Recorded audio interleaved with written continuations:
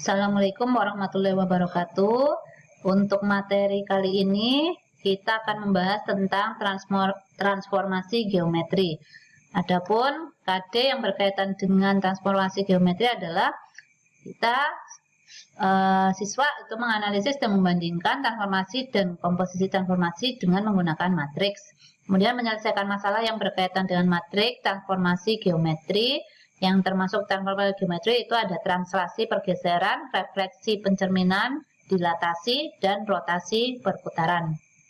Kemudian yang akan kita bahas hari ini adalah tentang translasi pergeseran, di mana translasi sendiri didefinisikan sebagai transformasi di mana semua titik pada bangun datar dipetakan secara garis lurus dalam arah yang sama dan jarak yang sama yang tidak menyebabkan perubahan bentuk geometri. Jadi ketika suatu titik atau garis atau bangun datar itu kita geser, maka dia tidak akan merubah bentuk, tetap ya. Misalnya segitiga BC, bayangannya segitiga aksen, B aksen, C aksen, tetapi segitiganya adalah kongruen, tidak berubah.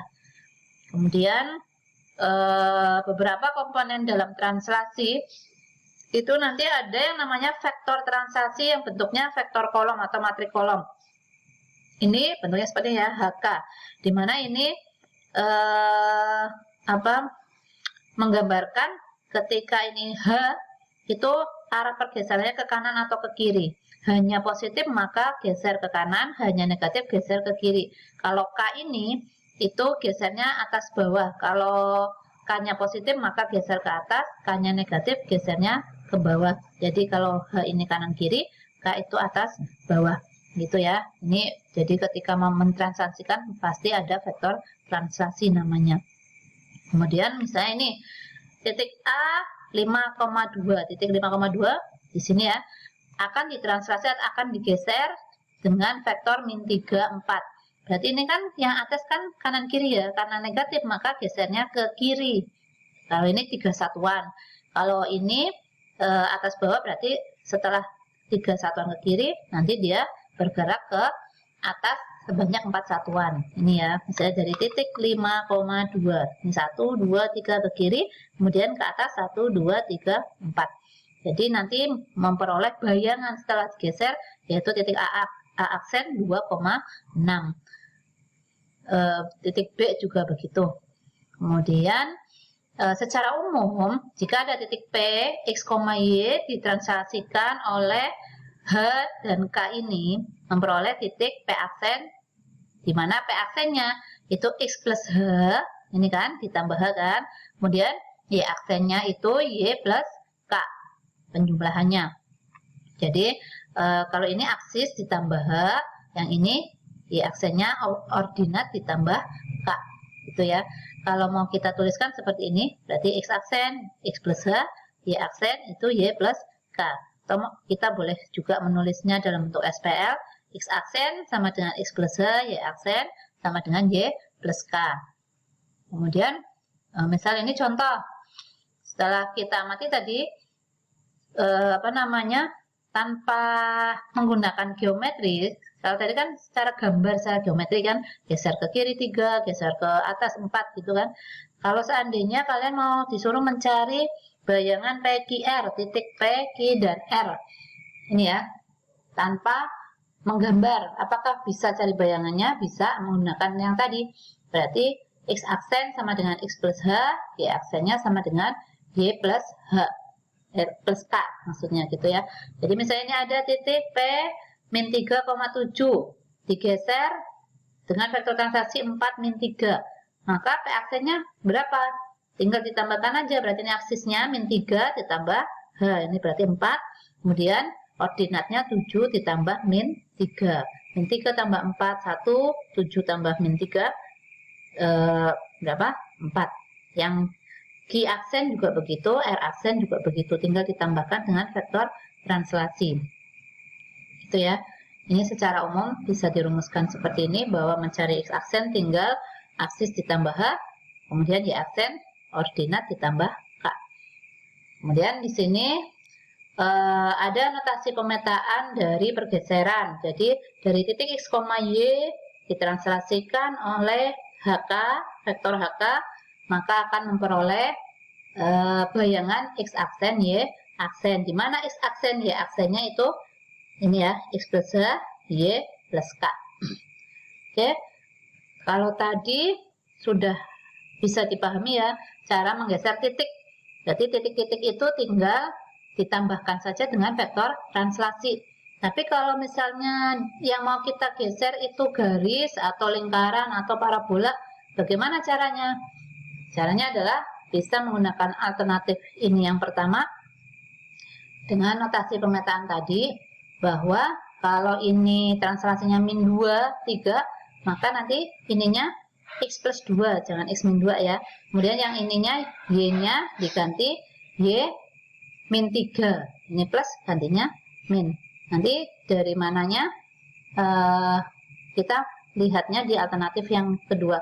Kemudian bagaimana? Ini tinggal dioperasikan. 5 kali X, 5X. 5 kali 2, 10. 3 kali Y, 3Y. 3 kali min 3, min 9. Sama dengan 15. Gitu dan seterusnya.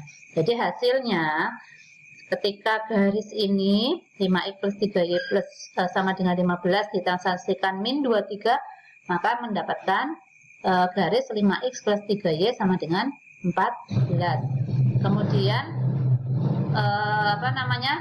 dengan menggunakan alternatif yang kedua, dengan menggunakan persamaan matriks ya, dengan menggunakan persamaan matriks, maka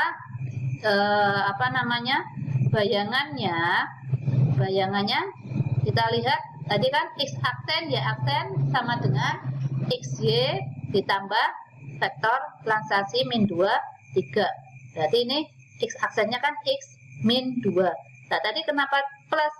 Kita kan di sini mau mencari bayangan. Jadi kalau yang ini kan benda aslinya, kita anggap garis yang pertama itu benda asli ya. Kita mau cari bayangannya. Berarti karena ini X, Y asli, kita mau merubah variabel ini jadi variabel bayangan yang beraksen. Agar dia berubah jadi beraksen, tentunya kita ubahkan. Jadi X sama dengan biar di dalamnya ada aksennya, Y sama dengan biar di dalamnya ada aksennya. Jangan yang X aksen sama dengan X min 2 nanti, karena ini kan sebenarnya asli bukan aksen, jadi yang kita ganti aslinya ini. Oke, makanya ini tadi plus, ini kan pindah ya, berarti X aksen plus 2, kalau Y nya Y aksen min 3 dipindah. Oke, berarti di sini 5 X nya diganti X aksen plus 2, ini ditambah 3, Y nya diganti Y aksen min 3 sama dengan 15. Kalau udah beraksen berarti sudah ini dalam bayangannya. Kita tinggal lanjutkan di sini, diperoleh bayangannya 5X aksen tambah 3Y aksen sama dengan 14. Oke, ini kita udah ketemu beraksen kan? Cuma lazimnya penulisan garis itu tak beraksen. Nah, kalau udah ketemu ini, aksennya kita hilangkan saja. Berarti persamaan bayangannya 5X plus 3Y sama dengan 14. Walaupun ini nggak ada aksen, tapi di benak kita sudah tahu ini sebenarnya ada aksennya. Cuma aksen kita samarkan gitu ya. Oke, itu ketika akan mencari bayangan suatu garis.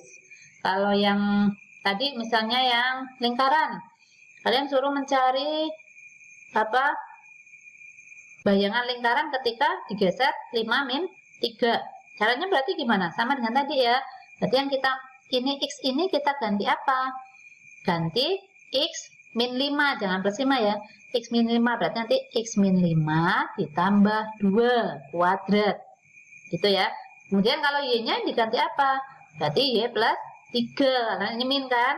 Jadi nanti Y plus 3 min 4 dikuadratkan terus sama dengan 36.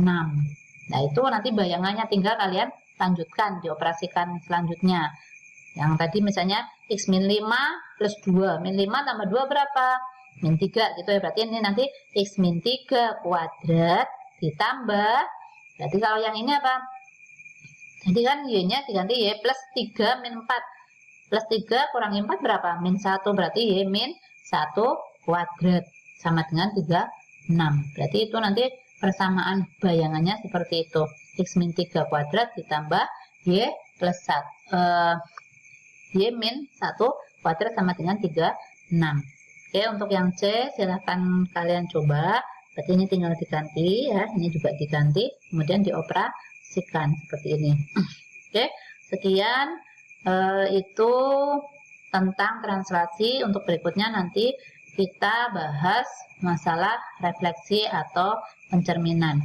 Oke anak-anak, semoga kalian bisa memahaminya. Wassalamualaikum warahmatullahi wabarakatuh.